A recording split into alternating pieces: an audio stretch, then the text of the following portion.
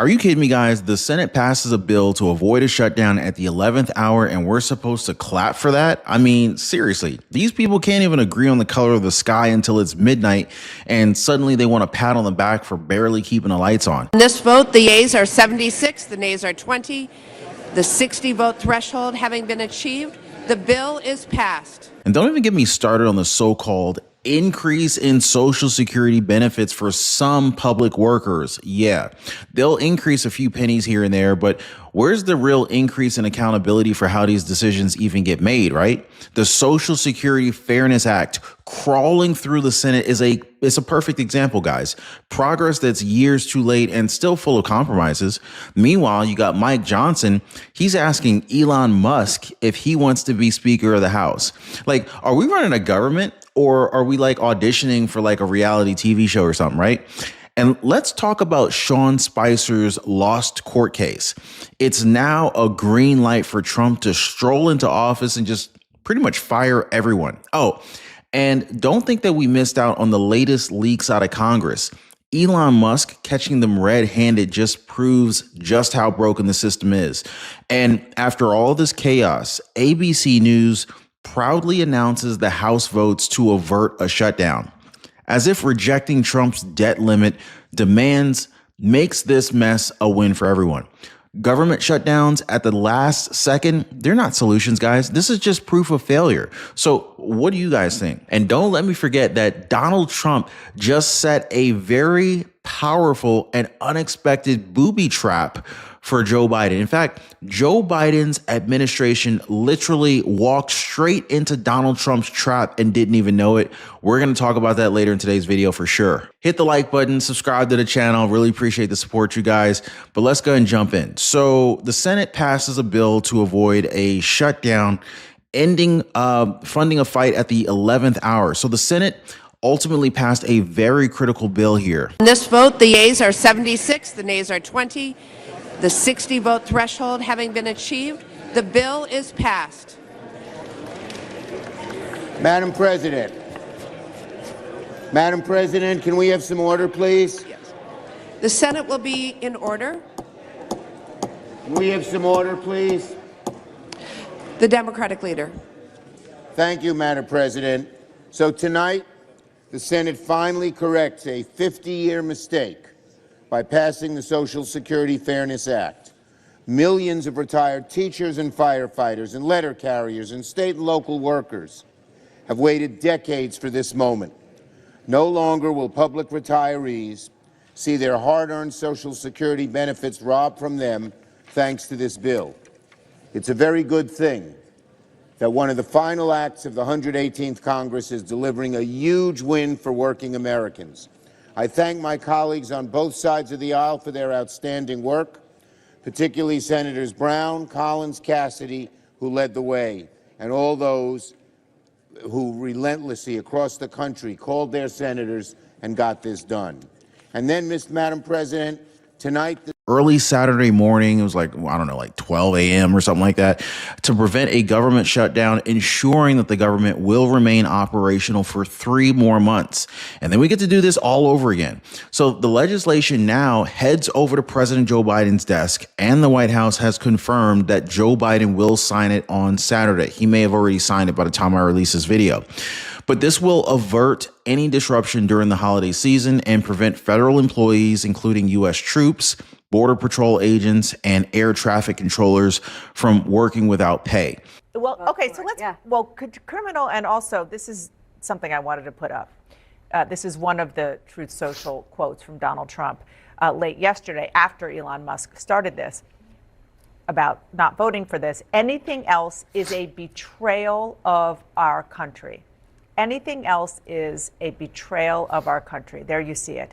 So I just want to remind and underscore for our viewers, when he's talking about a betrayal of our country, he is talking about a very, as Lauren pointed out, delicate deal that was struck by his ally, the Speaker of the House, a fellow Republican, suggesting that what he wants to do is a betrayal. Well, and don't forget what's in this bill. Disaster relief for those people who were victims of the hurricane, aid to farmers, for example, There are things in this that people need and are going to depend upon. So to call it a betrayal to the country is absolutely absurd. And, my question is, which came first, the chicken or the egg? Who came first, Elon Musk or Donald Trump? Who's the president-elect here, Elon Musk or Donald Trump? Well, let's look at some people who were going on Elon Musk's very own platform asking that same question, Democrats. President-elect Elon Musk and former President Donald Trump want to shut down the government. Pramila Jayapal, it's clear who's in charge. It's not Trump.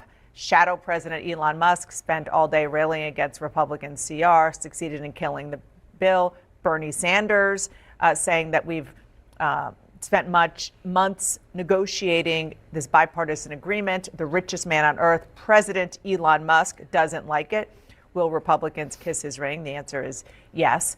As we're talking, the actual president-elect, Donald Trump, is working the phones. He's been talking to some of our brethren, saying a couple of things. One is, if the government shuts down, it's Biden's fault. I don't know if that's going to sell. And also, this is a thing we haven't talked about, the debt ceiling. A big part of what Donald Trump is saying now is, in order for any Republican to support this, it must increase the debt ceiling. And that is one of the many things that is anathema to many people in the House Republican Conference. They just don't vote for any increase in the debt ceiling. Right. Therefore, anytime that happens, you have to have Democratic votes. The Democrats are not playing ball right now. Now, the Senate approved the bill with an 85-11 vote following the House of Representatives' earlier vote of 366-34. Although the vote extended past the midnight deadline, the bill's passage does ensure continuity of government operations. Now, Emily Simmons, the White House senior deputy press secretary, assured the public via a post on X, formerly Twitter, that the federal agencies would continue normal operations without interruption. Now, the legislation extends government funding at current levels until March 14, 2025, and it provides a $100 billion in disaster relief funds, as well as a one-year extension to farm programs. So they looked out for the farmers. Shout out to the farmers out there. Any farmers out there, guys? But notably, it does not include the debt limit extension requested by President-elect Donald Trump earlier this week. So what's up with that? Are they trying to push back on Donald Trump already? So Trump had warned on Wednesday that he would support primary challenges against Republicans who voted for a funding bill without a debt extension. So basically, Trump warned him. I don't know if head's going to roll the minute he walks through the door or what, but essentially, despite his threats, 170 House Republicans voted in favor of the bill.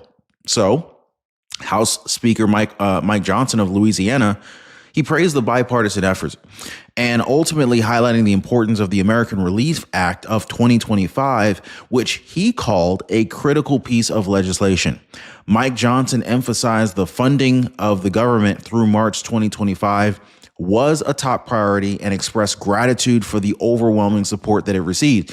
So based on how Mike Johnson is receiving this, it sounds like Mike Johnson voted for it. Yeah, so the U.S. Senate is now moving forward with a major bill that will, in fact, increase Social Security benefits for certain public workers, addressing longstanding policies that have reduced their benefits. Known as the Social Security Fairness Act, the legislation aims to increase fairness in the system by making sure that millions of public sector workers, such as teachers, firefighters, and even postal workers, receive the full Social Security benefits that they earned. Now, the bill has cleared two key procedural hurdles in the Senate and is now on track for final passage. Remind me to call my mom once I get done with this video here, with this live, because I need to make sure that she is getting her full Social Security since this bill has passed. And check with your parents. Make sure that they're getting their full Social Security payments. There's a lot of people out here getting screwed. On Wednesday, senators voted 73 to 27 to advance the bill for consideration. And on Thursday, they voted 73 to 23 to proceed with debate, easily surpassing the 60 vote threshold both times. Now, these votes bring the legislation closer to increasing benefits for retirees. A simple majority vote is now all that is needed in order to pass the bill and send it to President Joe Biden's desk. But despite the progress, the bill actually still faced opposition from some Republican senators who proposed amendments aimed at either replacing its provisions or raising the retirement age to offset the cost of the benefit increases. Now, these efforts were defeated. Vice President-elect J.D. Vance of Ohio, along with Republicans Marco Rubio of Florida, Shelley Moore Capito of West Virginia, they joined 49 Democrats to advance the bill on Wednesday. However, Vance, Rubio, Capito, and Independent Senator Joe Manchin of West Virginia did not participate in Thursday's vote. Now, Senate Majority Leader Chuck Schumer has been a vocal proponent of the bill, emphasizing that it will increase the benefits of public workers who have been unfairly impacted by federal policies. On social media, Chuck Schumer, he stressed that retirees who have been deprived of their full benefits they're counting on this legislation to bring meaningful increases to their Social Security payments. Ohio Senator Sherrod Brown, he's a Democrat who recently lost his seat, also kind of underscored the importance of these benefit increases.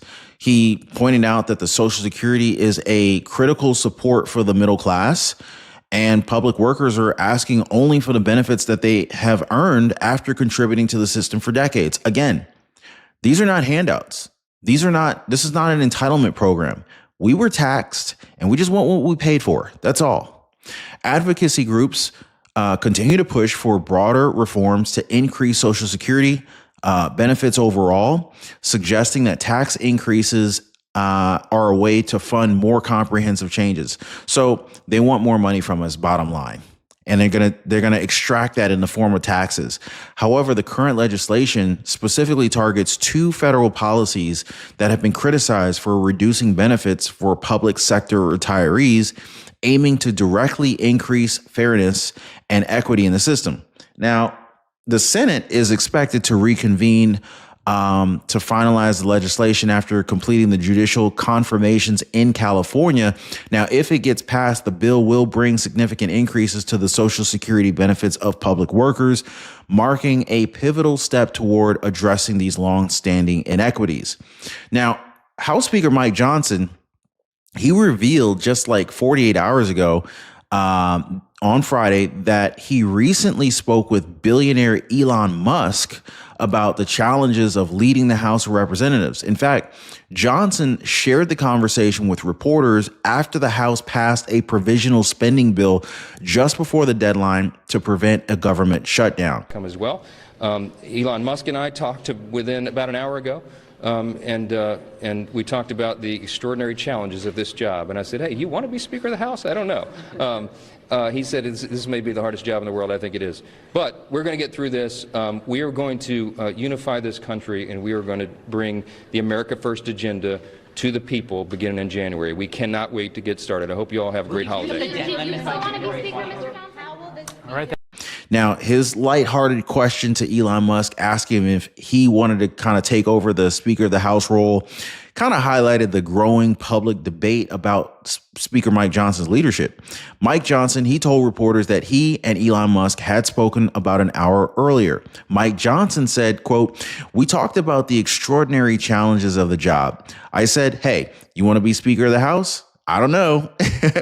Now, he said this may be the hardest job in the world. I think it is, end quote. So Johnson emphasized his commitment to unifying the country and advancing the America First agenda in January, despite the immense pressure of the role. Now, Elon Musk, who has recently gained a lot of noteworthy attention for his outspoken critiques of legislation on his platform X, formerly known as Twitter, played a very controversial role in shaping opinions on Johnson's earlier proposed spending bill. So Elon Musk posted a picture of the 1,500-page bill and criticized it as containing a lot of pork, calling it a criminal piece of legislation. His comments basically fueled Republican opposition to the initial bill, which Johnson ultimately withdrew.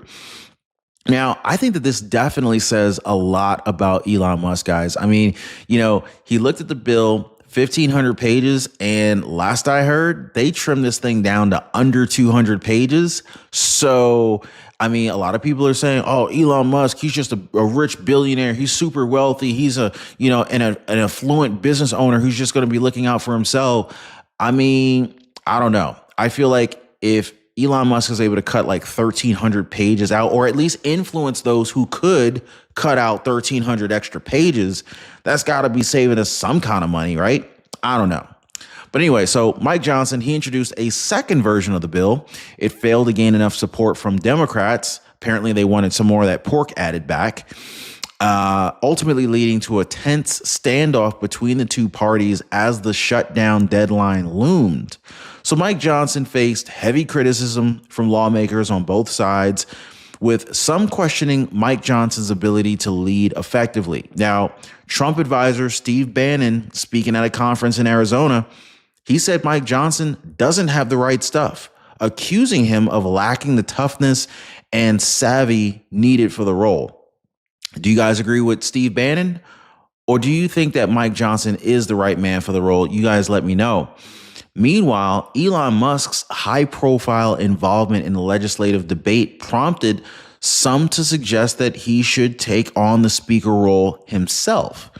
Now, Republican figures like Senator Rand Paul of Kentucky, Representative Marjorie Taylor Greene of Georgia publicly backed the idea on X. In fact, this sentiment led Democratic Representative Jamie Raskin of Maryland to sarcastically question who House Democrats should negotiate with, asking, is it Mike Johnson? Is it Speaker of the House? Or is it Donald Trump? Or is it Elon Musk? So the criticism of Mike Johnson extended to other prominent voices. In fact, independent journalist Nick Sorter accused Mike Johnson of caving to Democrats after scrapping plans for single subject spending bills, calling the decision a betrayal of Republican parties, or priorities rather. Actor Kevin Sorbo, a known Trump supporter, added to the discontent, writing on X, anybody else want Speaker Mike Johnson out? Now, as debates around Mike Johnson's leadership continue, his conversation with Elon Musk and the broader tensions within Congress just really kind of reflects the immense challenges that the speaker is facing right now. I wouldn't want that pressure, to be honest with you. Mike Johnson's ability to unify his party and ultimately pass critical legislation in the future, it's likely going to remain under some pretty heavy and intense scrutiny, especially with influential voices like Elon Musk and Trump shaping political and public opinion. But get this, guys. President-elect Trump appears to be poised to make some sweeping changes to the federal government when he does take office. And according to White House Press Secretary Sean Spicer, he has the legal authority to fire nearly everyone that he wants, thanks in part to a precedent set by Joe Biden's administration. So if we go back to 2021 for a second, President Joe Biden fired Sean Spicer. He also fired Kellyanne Conway and Russ Vought from their positions on the visitor boards of the Navy, Air Force, and Army academies, even though their 3-year terms had not expired. So Spicer and Vought, they sued Biden. So basically, Spicer and Vought, they sued Biden, arguing that their roles were protected by congressionally mandated terms. However, the court ruled against them, with the judge citing long-standing Supreme Court precedent that gives presidents broad power to remove individuals that they have appointed unless a law explicitly prevents it. So, Sean Spicer explained that while his legal challenge was never about getting his position back, it was designed to establish a legal principle. In fact, the Biden administration is now on record in court, and the court agreed that the president had absolute authority to fire anyone he wants. So basically, this came from Spicer. So basically, Sean Spicer set a trap for the Biden administration, and they fell for it. And this trap is enabling Trump to do what he needs to do next. So he emphasized that this particular ruling now gives Trump the ability to fire Biden appointees immediately upon taking office, using the Biden administration's own legal arguments as justification. So literally, Biden and his administration walked right into Trump's trap and didn't even know it. So Trump seems ready to be able to act on this authority. In a recent statement, he announced plans to challenge a deal that was made by the Social Security Administration that allows many of its employees to work from home until 2029. Now, Trump criticized quickly remote work for federal employees and stated, quote, "If people don't come back to work, come back into the office, they're going to be dismissed," end quote. So this approach aligns with the agenda of Trump's newly formed Department of Government Efficiency, also known as DOGE, led by Elon Musk and Vivek Ramaswamy. In a Wall Street Journal opinion piece, Elon Musk and Vivek Ramaswamy argue that statutory civil service protections do not fully shield federal workers from termination. In fact, they highlighted a legal mechanism known as reduction in force, which can be used to eliminate positions without targeting specific employees for political reasons. And so this could allow Donald Trump to implement large-scale changes within the federal workforce, particularly for those in remote or redundant roles. In fact, Sean Spicer, he pointed out that Trump's ability to clean house on day one is rooted in Biden's own actions, calling it a significant shift in how presidential authority can be exercised over federal employees. So this precedent could literally lead to a dramatic change in the structure and operations of the federal government under Trump's administration, leaving many government employees uncertain about their job security. Now, guys, if you haven't already, please drop your comments down below. Let me know what you think about this. Is Trump smarter than Biden? I think it's starting to prove that he is. Anyway, if you haven't already, hit the like button, subscribe to the channel. Appreciate you guys. Check out our previous videos coming up here next, and I'll see you guys on the next one.